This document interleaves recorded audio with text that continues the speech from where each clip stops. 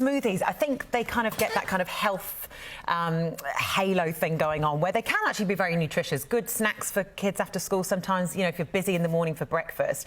But there are some very big traps that people fall into and I think are unaware of. The first one is the amount of fruit that people put in. So really, we want to be having around 2 pieces of fruit a day, and beyond that, the 5 plus a day message is two fruit, 3+ servings of vegetables.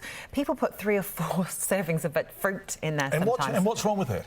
It's just because really fruit is more concentrated in sugar than a lot of our vegetables. When you start blending it down as well, you're not chewing the food, so you have a lot of the concentrated source of sugar. Sorry to interrupt, but as evolutionary creatures and as animals, yes, what message does chewing give our body? In other words, yep.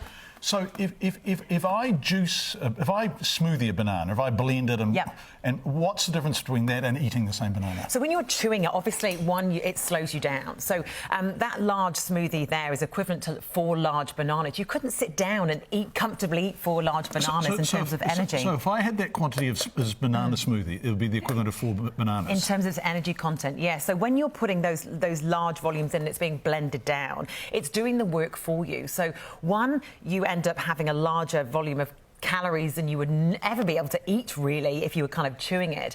And because you are able to kind of suck that down quite quickly, it doesn't send the message soon enough that you need to stop eating. So a lot of people have smoothies as well as a meal, where when you're getting to that kind of large size, really it is the same calories as a meal. Now, as the proud owner of a 16-year-old son, yes, a piece of fruit could go into his lunchbox and go to and from school every day forever. Yes, until he leaves school and his lunchbox gets thrown out. Yeah. So isn't a smoothie at least a good way, because he'll drink a smoothie? Yeah, no, and they are good. They can be very good if you get the balance nutritionally right. So a lot of these ones here tend to be very, very fruit-based, small amounts of vegetables. And if you look at these ones in the supermarket, you know, you're kind of talking around the equivalent of 10 teaspoons of sugar. When you get up here near 22 teaspoons of sugar, again, that kind of equivalent to 4 large bananas. So we just need to balance it out. 1 serving of fruit in a smoothie and making sure that you're getting enough protein. So one thing, we don't get enough protein in there, so they're not filling enough for us. So a good smoothie, which is not sugar rich but gives us energy. Yes. So what is the protein we can put into a smoothie? So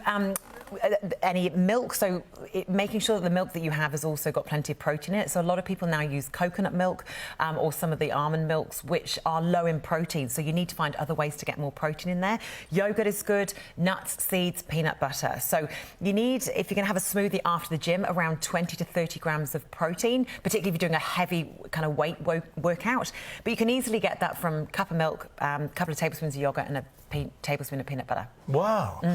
OK, now what are in the bowls here? What have you brought in the bowls? This is absolutely fascinating to me, because I think, you just, especially when you're a bit tired and you it's easy.